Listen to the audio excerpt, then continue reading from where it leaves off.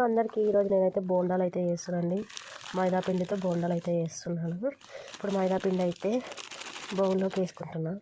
పిండిలోకి పెరుగు అయితే వేస్తున్నాను. ఒక ప్యాకెట్, చిన్న ప్యాకెట్ పెరుగు అయితే వేసుకుంటున్నాను.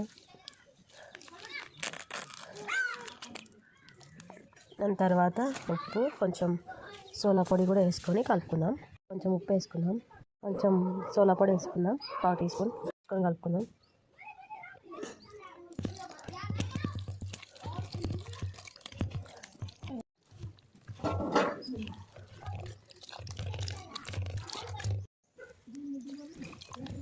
బాగా రోజుగా కలుపుకుందాము. గట్టి కాకుండా, ఉండలేకుండా పిండిని బాగా ఇట్లా మెత్తగా కలుపుకుందాం. ఇలా కలుపుకోవాలి. ఇలా కలుపుకొని ఒక హాఫ్ అన్ అవర్ పక్కన పెట్టుకోవాలి. ఈ పప్పుల చట్నీ రెడీ చేసుకుందాం. పప్పులు కొన్ని తీసుకొని అంటే కొన్ని పచ్చిమిరపకాయలు వేసుకొని, తర్వాత కొంచెం ఉప్పు వేసుకుందాం. వాటర్ వేసుకొని ఇలా మిక్సీ పట్టుకుందాం. అయితే రెడీ అయింది. ఇంకా తాలింపు వేసుకునేది. చట్నీ తాలింపు వేసుకున్నాము.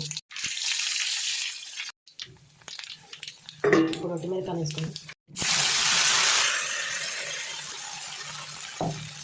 బొండాల్లోకి చట్నీ అయితే రెడీ అయింది. ఆ బొండాలు అయితే వేసుకుందామండి. వేసుకుందాము. బొండాలు వేసేకి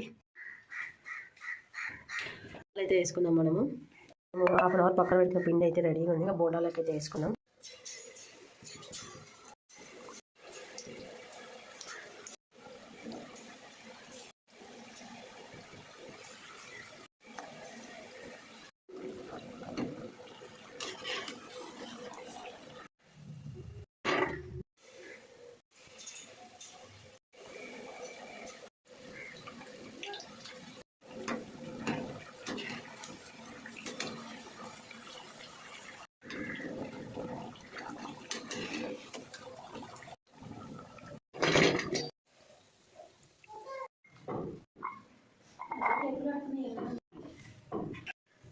ఇంకా బోండాలు